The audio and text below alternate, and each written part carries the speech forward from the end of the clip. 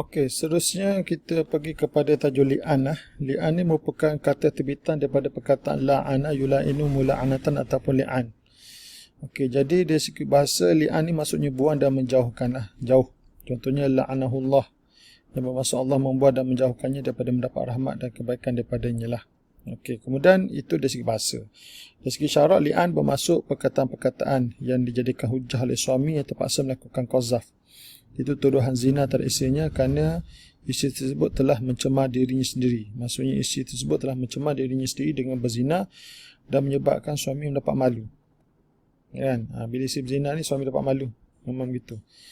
Dan atau bagi menafikan anak yang dikandung oleh isteri itu. Jadi kita nampak di sini ada dua lah tujuan li'an ni. Pertama, untuk dia nak membongkar lah kejahatan isterinya itu dengan melakukan zina, dan yang sebab yang kedua, yang ini yang jadikan asas yang penting dalam li'an ni adalah bagi menafikan anak yang dikandung oleh isterinya itu. Jadi perkataan-perkataan, ungkapan-ungkapan yang diungkapkan oleh lelaki kan, ya, semasa dia mengqazaf ataupun menuduh isteri itu berzina, dia dinamakan sebagai li'an kerana dia mengandungi perkataan laknat, laknu ataupun laknat yang bermaksud berjauhan daripada mendapat rahmat dan kebaikan daripada Allah SWT. Begitu juga dan masih sama, suami isteri yang melakukan proses li'an ni akan berjauhan ataupun berpisah buat selama-lamanya lah selepas dijalankan proses sumpah li'an tersebut. Okey, hikmat persyariatan li'an ni, dia kata li'an ni dia berbeza dengan qazaf. Di mana dalam hukuman qazaf, orang yang menuduh seorang tu berzina akan dikenakan hukuman had qazaf. Manakala orang dia tuduh bebas daripada tuduhan yang dilemparkan kepadanya, kerana secara asasnya dalam Islam, apabila seorang tersebut menuduh seorang itu berzina, dia menjadi beban atas dirinya untuk membuktikan tuduhan tersebut dengan membawa 4 orang saksi yang adil bagi membuktikan tuduhan tersebut. Sedangkan orang yang dituduh tidak dianggap bersalah, sehingga dia orang yang menuduh itu dapat membawa 4 orang saksi yang adil. Kan? Jadi sebenarnya sukar sebenarnya perkara ini untuk nak dibuktikan menurut syarat yang telah ditetapkan oleh syarak lah, demi nak menjaga nama baik seseorang tersebut lah. Okey, tapi dalam li'an ni macam mana? Dalam li'an ni dia berbeza dengan qazaf. Kerana seorang suami tersebut dia tidak akan menuduh ataupun menjatuhkan diri dia, menuduh isteri tersebut berzina, melainkan dia memang betul-betul mendapati isteri tersebut berzina. Kerana kalau dia bercakap macam tu, dia telah memalukan dirinya sendiri sebenarnya. Kan? Kerana secara dasarnya, kalau suami ni, kalau dia nak mengatakan pertuduhan zina kepada isteri tersebut, dia kira macam dia merisikokan diri dia. Kan? Dia boleh membawa malu kepada diri dia. Kan? Seperti tak pandai jaga isteri dia kan. Sedangkan seorang suami tersebut, dia bertanggungjawab. Dia berkuasa terhadap isteri dia berkuasa terhadap dirinya, terhadap isterinya itu. Jadi kalau perkara ini berlaku, dia seolahnya akan mengaibkan dirinya jugalah. Kan? Jadi kalau betul-betul perkara ini berlaku, dia perlu membongkarkan perlakuan jahat isteri yang berzina itu. Kan? Kerana apatah lagi kalau isteri itu hamil, mengandung anak lelaki lain. Tentu sekali dia, seorang lelaki dia tidak adakah disanggup menasabkan seorang anak yang bukan daripada benihnya terhadap dirinya, sedangkan perbuatan tersebut adalah haram. Menasabkan seorang anak yang bukan daripada benihnya adalah satu perbuatan yang haram. Maka oleh kerana untuk nak menafikan nasab anak tersebut, apabila diketahui isteri tersebut berzina, maka dengan itu caranya adalah dengan dilakukan proses li'an. Dan menuduh isterinya berzina, dalam masa sama dia menyebut bahawa anak yang dikandung itu bukan daripada benihnya. Okey. Jadi itu adalah proses yang patut dilakukan. Kalau dia talak, perkara ini tidak memberi penyelesaian jugalah. Kan? Kerana isu anak tersebut. Kalau dia talak, anak tersebut kalau ikut dari segi zahirnya akan dinasabkan kepadanya. Kerana proses untuk nak menafikan anak adalah dalam Islam secara dasarnya adalah dengan melakukan proses li'an. Talak tidak menyelesaikan masalah. Okey, itu dia punya konsep dia lah. Okey, jadi sekarang ni hukum menuduh isteri berzina ni apa dia? Yang pertama, sebenarnya lebih aula lah ataupun lebih utama, lebih digalakkan seorang suami tersebut diceraikan saja isteri itu kalau dia tahu isteri berzina dan dia tidak sanggup lagi menerima perempuan tersebut sebagai isterinya. Ni bagi kes kalau isteri tersebut tidak mengandung. Kerana kalau diceraikan, dia kira macam menutup aib lah. Menutup aib bekas isterinya itu, kan. Jadi di samping mengelakkanlah daripada dikenakan hukuman di sisi syarak lah. Kerana kita tahu kalau menurut hukuman syarak, kalaulah disabitkan dia, maksudnya dia telah melakukan zina dan suami melakukan li'an, memang tertanggung atas dirinya hukuman rejam. Ini kalau menurut hukum syarak. Okey, jadi ini adalah sebenarnya yang saya nyatakan tadi. Kalau isteri tersebut tidak mengandung, memang lebih baik, lebih aula diceraikan sajalah, kerana dia akan menutup aib isterinya itu. Okey, kan? Namun kalaulah lelaki tersebut dia rasa dia macam, dengan bahasa sekarang ni, maksudnya dia mahu memaafkan isteri itu dan tidak mahu menceraikan, dan dia mahu mengekalkan isteri perempuan tersebut sebagai isterinya, maka dibolehkan.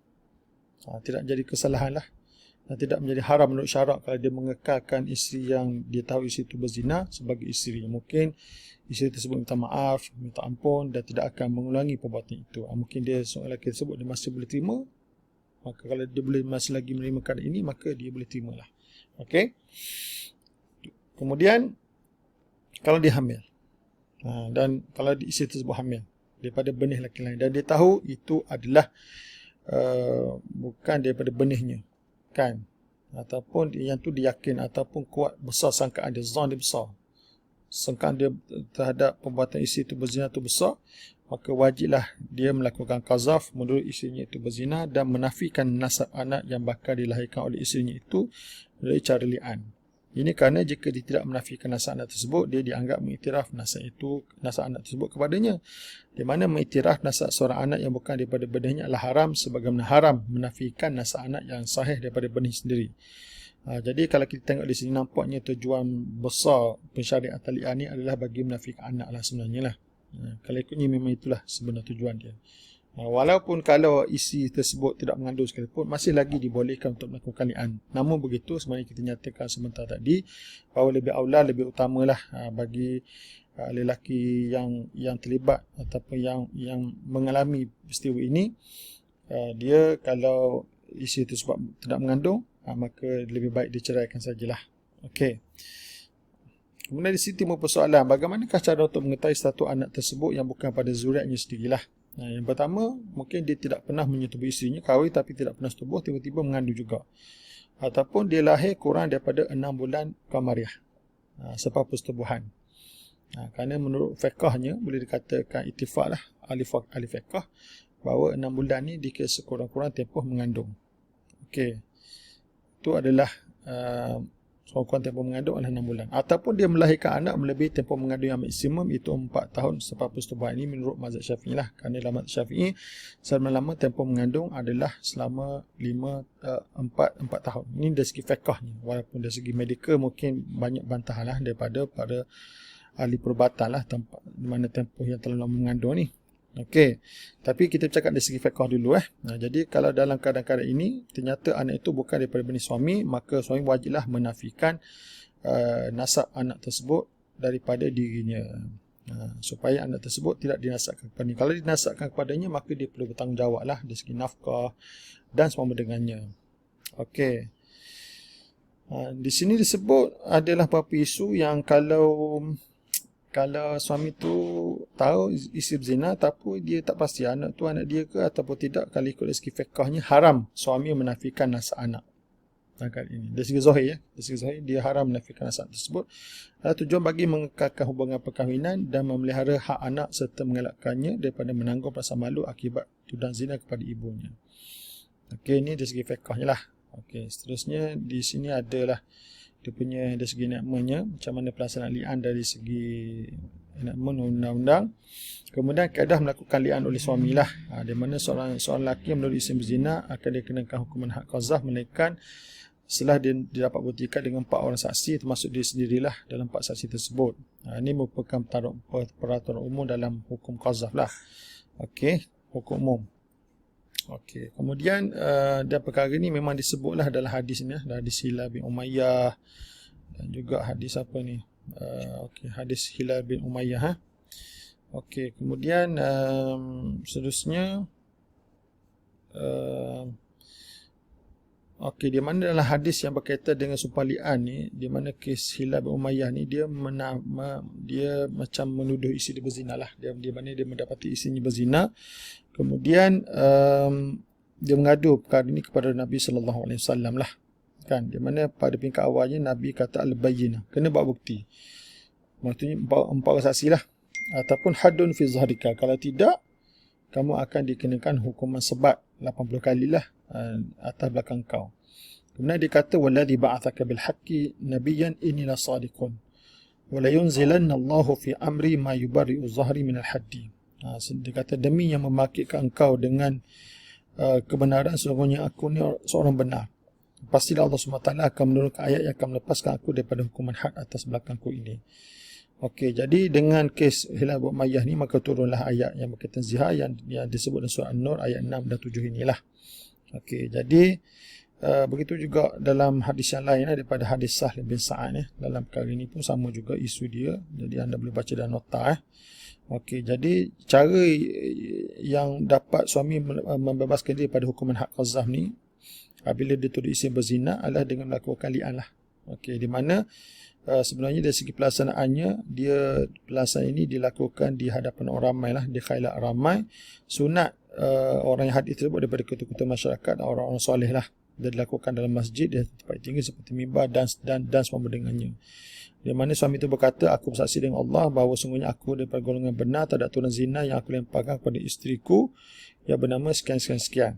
Kalau ada anak, dia hendaklah nafikan anak itu daripada dirinya dengan dia sambung, dia kata dan anak ini adalah anak zina dan bukan daripada zuriatku. Dia kena ulang sebanyak 4 kali. Kalau isteri tersebut ada bersama, hendaklah ditunjukkan isi dengan tangannya ke arah isteri tersebut setiap kali ungkapan itu diulangi. Kemudian kepada kali yang kelima, selepas hakim memberi peringatan kepadanya tentang bahaya berdusta, suami tak berkata, laknat Allah akan menimpaku jika aku terdiri pada orang-orang yang berdusta. Okey, ini sumpah li'an yang dilakukan oleh suami. Okey, waktu melakukan li'an bagi menafikan nasab anak. Jadi ini adalah satu pembahasan yang panjang. InsyaAllah kita akan sambung pada klip yang berikutnya. Assalamualaikum warahmatullahi wabarakatuh.